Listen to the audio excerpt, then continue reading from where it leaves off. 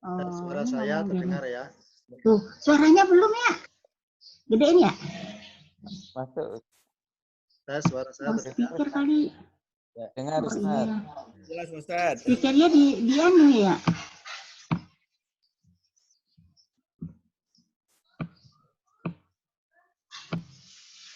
Udah ngomong ya. Speakernya belum. Bentar ya, saya buka dulu filenya. Udah ngomong. Udah datang. Mana? Belum ada yang ngomong. Bentar ya. Bentar. Filenya saya buka Belum ada yang dulu. ngomong, Mama. Ini tuh suara Mama masuk ke sana. Kalau kayak gini. Bukan masalah ininya. Bentar ya, bentar lagi dimulai. Sebentar. Bentar lagi dimulai.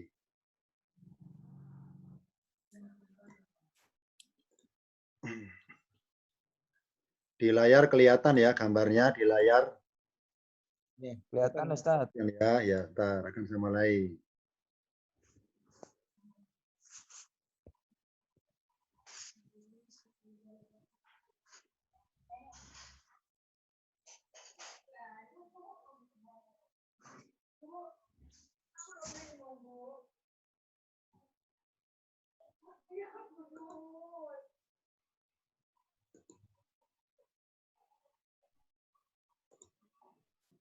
Kita mulai sekarang. Assalamualaikum warahmatullahi wabarakatuh.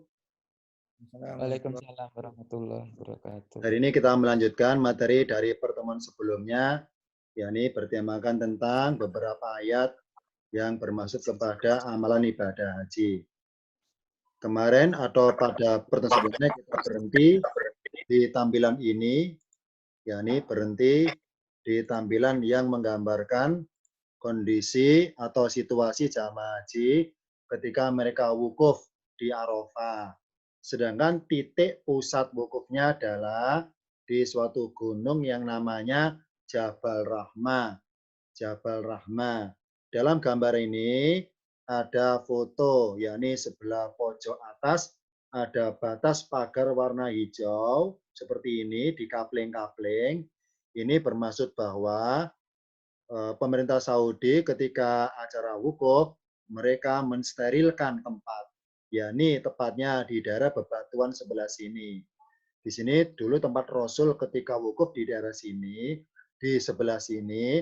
Maka untuk mengantisipasi supaya tempat tersebut tidak jadi rebutan banyak orang, maka pemerintah Saudi lewat petugasnya, para askarnya memberikan batasan agar para jamaah haji tidak bisa mendekat ke tempat yang pernah dipakai Rasul, bekas Rasul tersebut. Tapi di gambar ini beberapa adegan, yakni banyak jamaah haji yang menerobos masuk mendekati areal titik pusat tempat tersebut.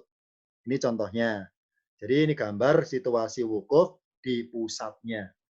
Lanjutannya, kalau dilihat dari dekat, di Jabal Rahmah ada suatu tugu yang dinamakan Tugu Pertemuan Adam Hawa. Tugunya warna putih, sampai dari atas sampai bawah putih semua. Tapi karena banyak orang-orang jamaah haji yang mencoret-coret di daerah bawah sini, banyak tulisan macam-macam, maka dicat warna hitam supaya nggak ada coret-coretan di tembok Tugu Jabal Rahmah tersebut. Tingginya tugu ini 8 meter, lebarnya sekitar 1,8 meter. Ini tempat pusat wukufnya di sini. Sedangkan peta perkemahan jamaah haji, kalau kita lihat di layar ini adalah yang warna kuning, ini adalah tenda-tenda wukuf. Tenda-tenda wukuf di Arafah beserta nomor-nomor kloternya. Jadi satu tenda, satu nomor kloter. Ini nomor tenda dan nomor kloternya. Warna kuning. Ini Indonesia. Itu pula yang warna ini warna oranye, hijau, dan biru juga sama Indonesia. Bedanya kalau yang warna kuning ada nomornya, ini adalah jamaah haji yang berkloter, sedangkan yang tidak ada nomornya adalah non-kloter. Ingat ya, jamaah haji Indonesia ada dua kategori.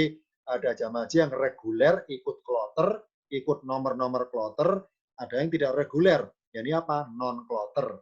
Dibedakan tempatnya. Kalau non-kloter tendanya tersendiri, kaplingnya tersendiri, Kalau yang reguler kloter ada tersendiri. Ini adalah wilayah perkemahan jamaah haji ketika wukuf di Arafah. Kalau kita perhatikan di sebelah kanan, kita tengok ke kanan. Ada ini sekedar dena lokasi tempat Jabal Rahmah tadi. Ini gambar Jabal Rahmah.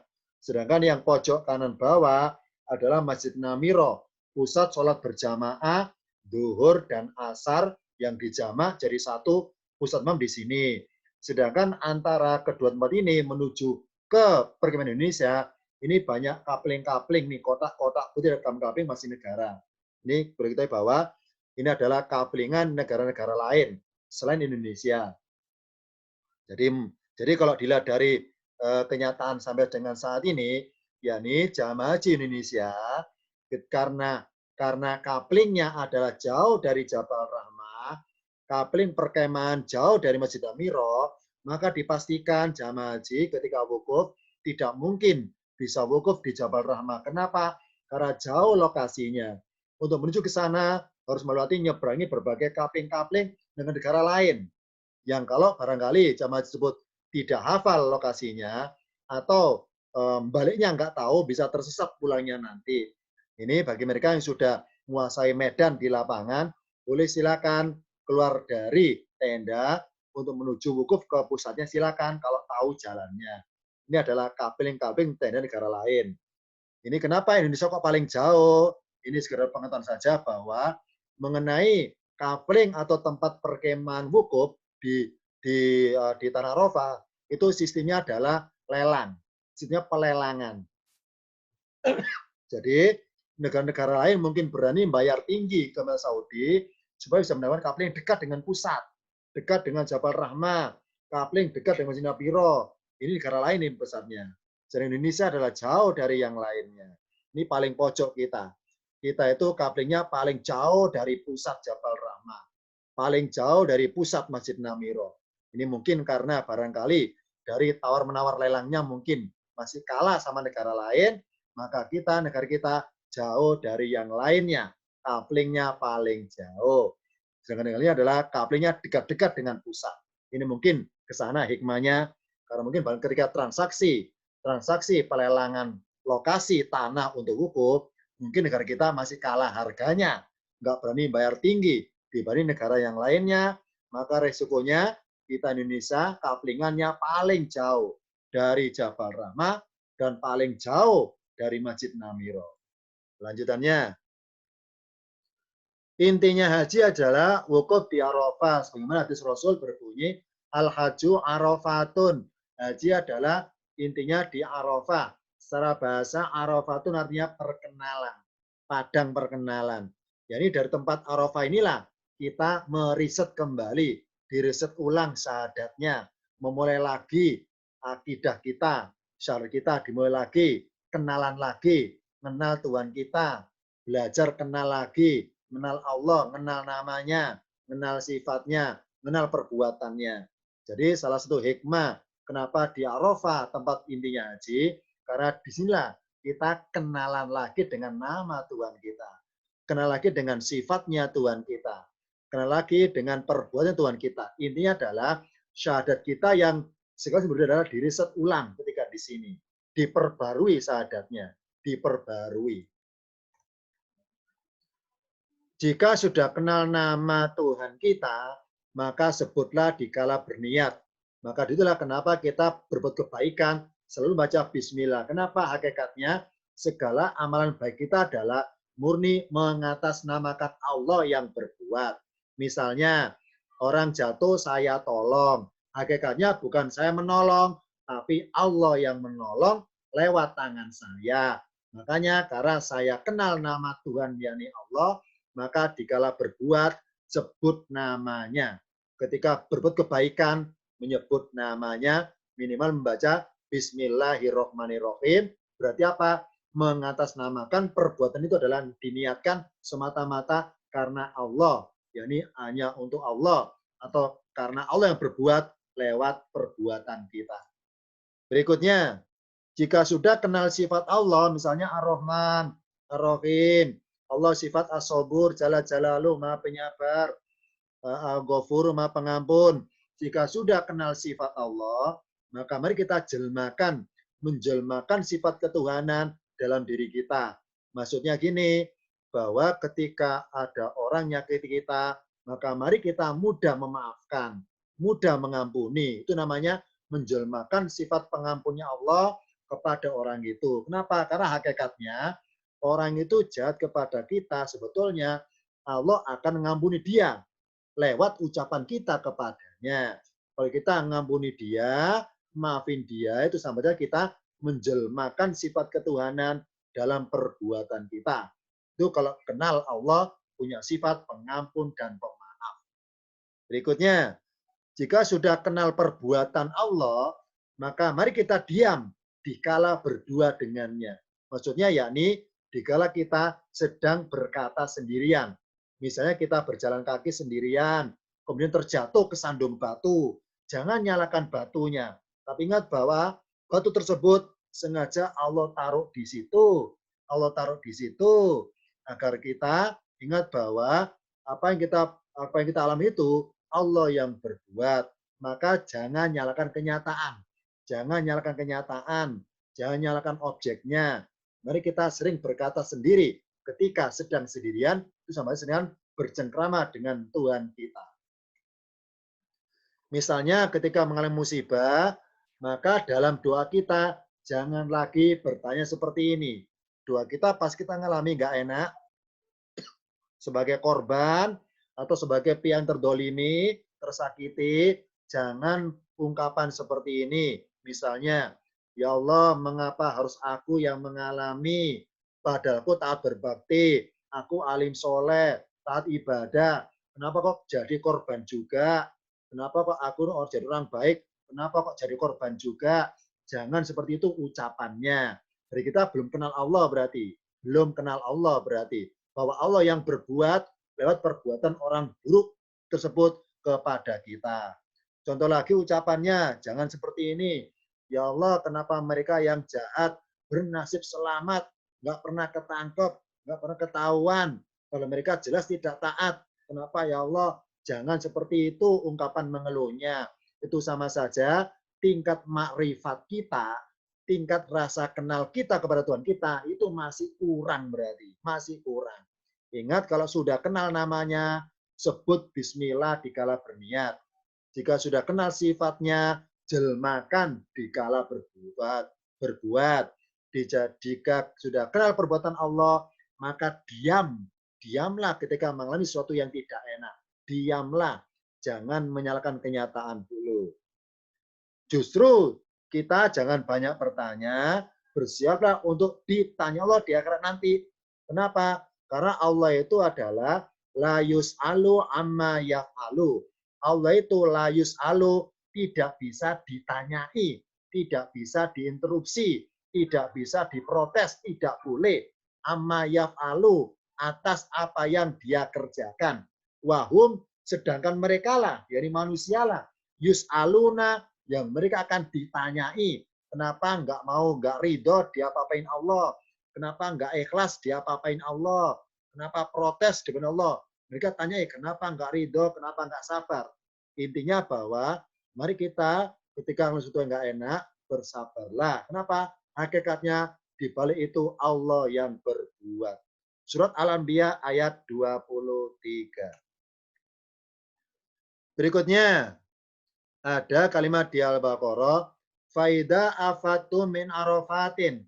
Ketika kita sudah di tenda wukuf, di tenda selama sekitar 5 jam selesai, faida maka jika, maka apabila afatun, kalau arti bebasnya dalam Quran Terjemahan Indonesia, diartikan kalian bertolak, kalian berbondong-bondong, min arafatin dari Arafah, maksudnya bubaran wukuf dari padang Arafah. Ini contoh adegan bubaran wukuf. Ini yang benar. Kenapa yang benar? Yakni ingat bahwa kita itu ibarat air. Ibarat air itu mengalir ke satu arah. Jadi ketika bubaran wukuf, meninggal Arafah, menuju ke depan, itu jalannya menghadap ke depan. Jangan toleh kanan kiri. Jangan noleh kanan kiri. Noleh ke belakang. Contoh seperti ini. Ini salah. Kurang sempurna. Namanya air harus searah mengalirnya. Harus menghadap ke depan. Wajah menghadap ke depan. Jadi bubaran wukuf atau sekitar menjelang maghrib meninggalkan tanah Arafah. Jangan sampai pas maghrib. Kenapa? Sholat maghrib harus di luar Arafah. Faedah afatu, maka jika kalian berbondong-bondong dari Arafah. Lanjutannya, kemana berbondongnya? Menuju ke tanah Musdalifah. Musdalifah sejauh 9 km. Ini contoh bubaran jamaah haji. Orang Indonesia tidak mengalami ini. Kenapa? Karena Indonesia itu mereka diangkut pakai bis. Ini khusus jalan pedestrian, khusus aspal pejalan kaki. Sedangkan jalan khusus kendaraan ada di sebelah kanan dan kiri, jauh dari sini. Nah, ini contohnya. Kalau kita ingin mengamalkan versi Al-Quran persis, maka harusnya ketika wukuf selesai, harus berjalan kaki ke Musdalifah. Tidak naik bis. Kalau naik bis, maka filosofinya hilang. Kalau berjalan kaki, maka menjiwai, menghayati seperti air. Namanya air kan tumpah. Tumpah pasti ke bawah, pasti mengalir ke tanah. Nah, kalau airnya diangkut bis, berarti tidak tumpah. Itu filosofinya hilang ketika naik bis. Jadi perjalanan dari Arafah 9 km menuju Musdalifah. Ini tanggal 9 menjelang maghrib. Tanggal 9 menjelang maghrib. Berjalan kaki. Kalau ingin menjiwai seperti Quran, harus berjalan kaki. Tapi kalau khawatir hilang, khawatir kesasar, maka silakan naik bis saja lebih amannya. Tapi resikonya kalau naik bis, filosofinya penghayatannya hilang. Kesannya formalitas. Setelah malam-malam melewati batasan tanah Musdalifah, ini tandanya Musdalifah start here. Ini tandanya bahwa kita atau jamaah haji berjalan kaki sudah nyampe di daerah Musdalifatun. Secara bahasa, Musdalifah artinya tempat tembusan, jalan tembusan, jalan bobolan, jalan tembusan ke tempat yang dituju. Alias apa? Jalan pintas. Arti kasarnya Musdalifah artinya jalan pintas. Nah, di Musdalifah ngapain? Ini ada suatu masjid di Musdalifah namanya Masjid Al-Masy'aril Haram. Secara bahasa, Masy'ari artinya tempat siar, Al-Harami mulia, tempat siar yang mulia. Disinilah tempatnya sholat maghrib, disinilah tempatnya sholat isya. Jamaah haji tidak mengalami ini. Kenapa? Karena jamaah haji Indonesia, maaf ya, yang Indonesia, karena naik bis, maka jauh dari masjidnya. Karena rutenya perjalanan aspal khusus untuk mobil atau kendaraan jauh dari tempat ini. Jauh. Jadi kalau kita seumur hidup haji berkali-kali sekalipun, tapi kalau naik bis, nggak akan pernah mengalami sholat di sini. Harus jalan kaki supaya bisa mengalami sholat di sini. 9 km jalan kakinya. Baru bisa sholat di sini. Namanya di Masjid Masy'aril Haram, yang artinya masjid tempat siar yang mulia. Kenapa dinamakan Masjid Haram? Karena dulu sejarahnya tempat kejahiliaan, tempat lokalisasi, tempat perjudian adalah di daerah Gedung sini. Dulu jahiliyah, tempat lokalisasi sebagainya. Karena Allah ingin memuliakan tanah Musdalifah, maka dibongkarlah tempat buruk itu, lembaran hitam itu, dibangunlah masjid untuk mensucikan kembali, mengharumkan kembali nama desa Musdalifah supaya harum lagi, supaya tidak identik tempat yang buruk.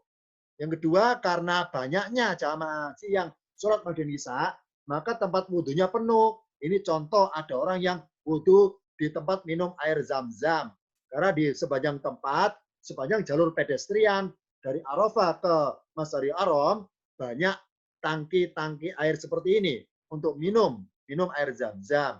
Ini mungkin mereka jamaah haji yang tidak bisa wudhu di dalam, bisa wudhu pakai air zam-zam. Kalau dilihat dari materi bahasanya, ayat yang berbunyi faida afatu min arafatin, ini masih kita tinjau secara bahasa agar kita menjiwai ketika mengamalkannya. Saya baca lafadznya. Lafadz afattum asluhu afyatum. Afattum itu suatu kata kerja atau fiil asluhu aslinya berbunyi afyatum. Ada yaknya tengah-tengah. Afyatum. Tapi bentuk jadi di Al-Quran yaknya tidak kelihatan. Huruf ya antara fa sama dot ada yaknya. Afatum asluhu aslinya afyatum. Nah, lanjutannya ala wazni atas wazan, atas pola, maksudnya lafadz afyatum itu berbunyi afyatum itu ikut serumpun pola yang berbunyi af'altum. Karena dalam bahasa di Al-Quran, masing-masing kata kerja atau fiil itu punya serumpun-serumpun, punya rumpun-rumpun, punya kelompok-kelompok, atau golongan-golongan, atau himpunan-himpunan yang sejenis bunyinya. Jadi, afyatum ala wazni berdasarkan wazan, ikut kelompok wazan atau rumpun af'altum.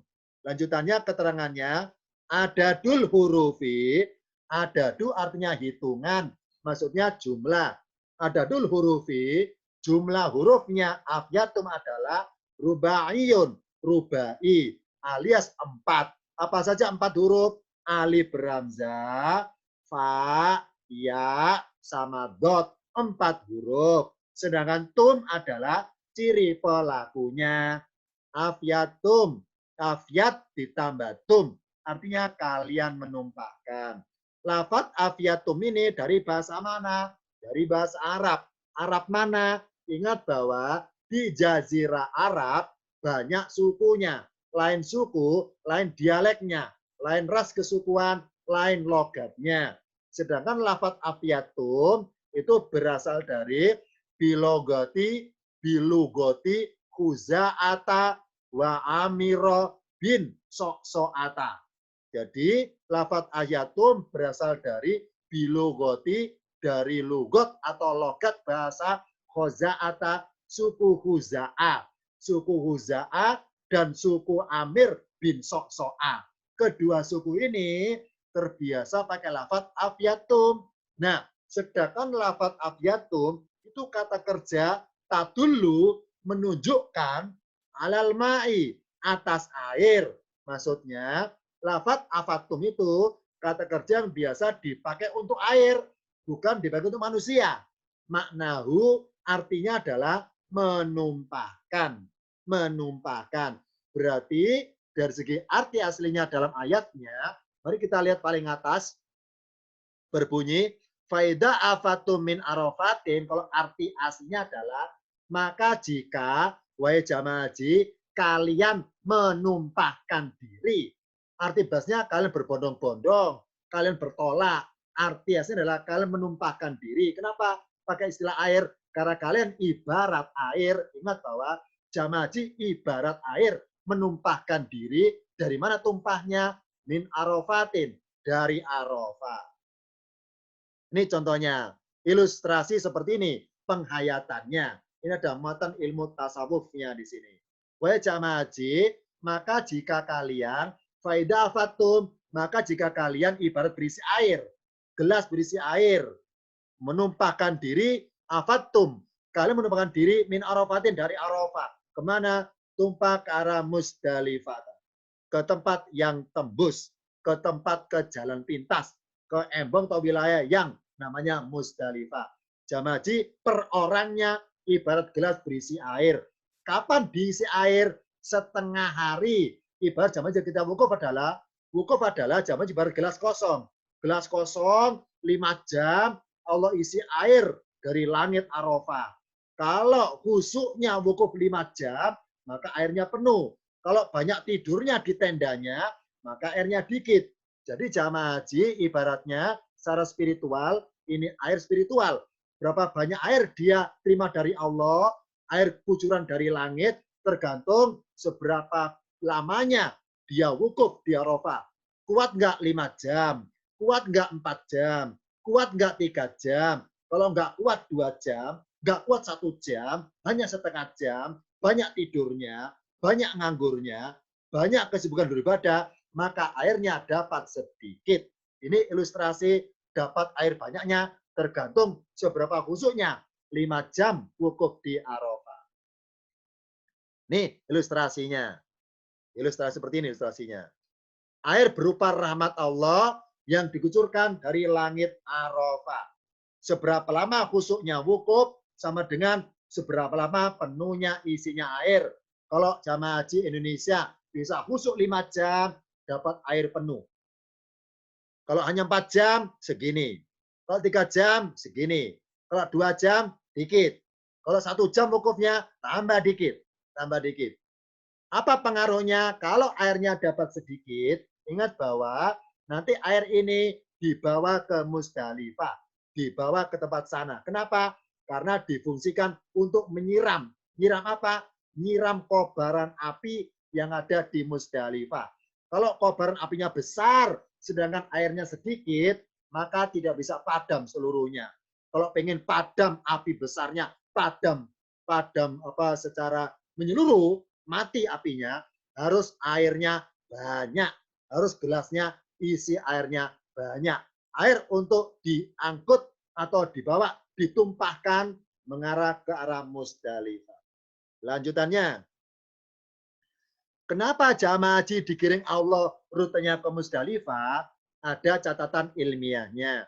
Secara geografis, Musdalifah adalah suatu desa yang merupakan dataran paling rendah letaknya di wilayah Mekah. Paling rendah loh ya, paling rendah. Apa ilmiahnya? Sifatnya air selalu mengalir ke tempat yang paling rendah. Ini contoh di Arafah. Allah mengisi air kepada kita. Terus tumpah. Apa tumpah? Berjalan kaki, mengalirkan diri, berjalan kaki menuju ke Musdalifah. Kenapa ke sana? Karena kita harus seperti air, harus menjiwai air, harus tumpah ke daratan, tumpah ke tanah, alias apa? Jalan kaki. Nah, kalau kita naik bis, ibaratnya gelasnya diangkut bis, turun di Musdalifah, gelasnya tidak tumpah. Jadi filosofinya hilang kalau naik bis, gelasnya tidak tumpah. Jadi kalau kita meski berhaji berkali-kali, puluhan kali kita di Indonesia hajinya, tapi kalau naik bis, maka filosofinya tetap hilang. Tidak ada penghayatan sama sekali. Kesannya formalitas. Yang kedua, secara historis, sejarah, Musdalifah adalah merupakan pusat kejahiliaan, pusat lokalisasi perjudian dan kemaksiatan. Makanya derajatnya paling rendah di wilayah Mekah.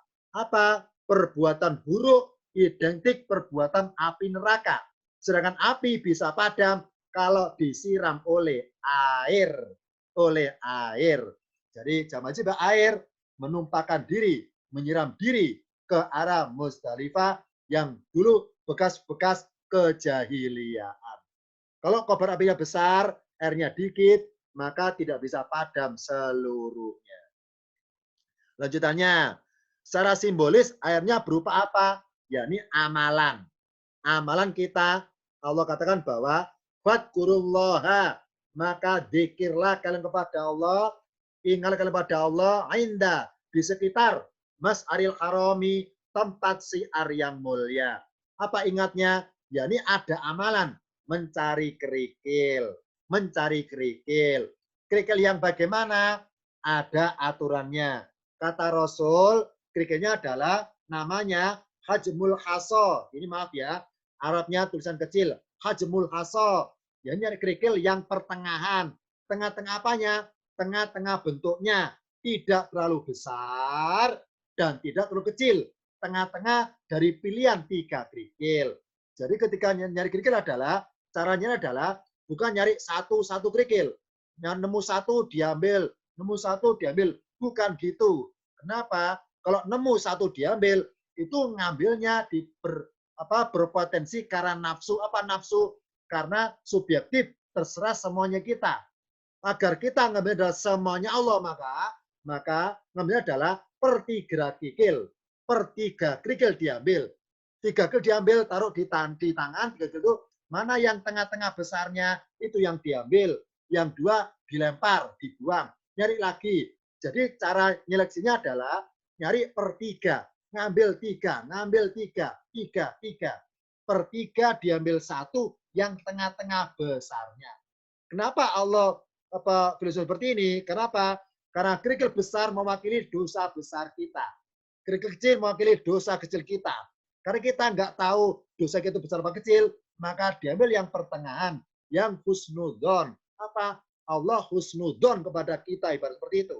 Mari berprasangka baik kepada Allah bahwa Allah memberikan itu keterangan dosa yang pertengahan. Kenapa?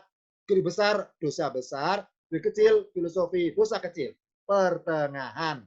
Karena kita nggak tahu apa dosa kita besar kecil, kita nggak tahu. Maka ambil yang pertengahan. Jadi cara nyari kerikilnya adalah per 3. Ngambil per 3. Seleksi 3, dibuang 2, diambil 1. Ini jamaah haji yang reguler, yang kloter. Mereka yang non-kloter, yang non-kloter dipastikan nggak ngalami seperti ini. Kenapa? Karena haji yang plus, haji yang plus-plus itu sudah serba fasilitas. Jadi dari pihak KPIH sudah menyediakan 1 kantong plastik berisi kerikil. Sudah siap lempar. Nggak perlu capek-capek nyari. Nggak perlu capek-capek turun dari bis. Nggak usah capek-capek usaha, letih lesu dan sebagainya. Serba kemudahan. Justru dengan disediakan bentuk jadi 1 karung atau 1 plastik kerikil, maka filosofinya hilang. Kenapa? Karena nggak nyari sendiri. Nggak ada penghayatan. Nggak ada penghayatan. Jadi ketika kita nyari kerikil, harus ada penghayatan ketika tangan megang. Gini penghayatannya. Ya Allah, barangkali saya dulu sebelum berhaji pernah berbuat kayak orang di Musdalifah, pernah berjudi, pernah berbuat maksiat. Tolong ya Allah, mulai sekarang saya buang jauh-jauh perbuatan itu ke tempat jamarot sana. Jadi ketika nyari kerikilnya ada penghayatan megang kerikilnya. Ada nyarinya. Ini haji reguler penuh penghayatan. Kalau haji plus atau plus-plus dipastikan formalitas filosofinya hilang. Lanjutannya. Dari Musdalifah bawa kerikil kemana? Ke arah Mina. Ke arah Mina. Secara bahasa, Mina artinya tempat tumpahan darah. Mina artinya tempat tumpahan darah. Darahnya siapa? Darahnya hewan. Ini ada keterangan. Mina stadhya, petunjuk batasan tanah Mina. Bawa kerikil, dibawa ke daerah Mina sana. Daerah Mina. Ini contoh jamaah haji perkemahannya di wilayah Mina. Itu dulu sementara untuk pertemuan kali ini akan kita sambung pertemuan mendatang, yakni tepatnya pada hari Selasa sore. Kita sambung berikutnya.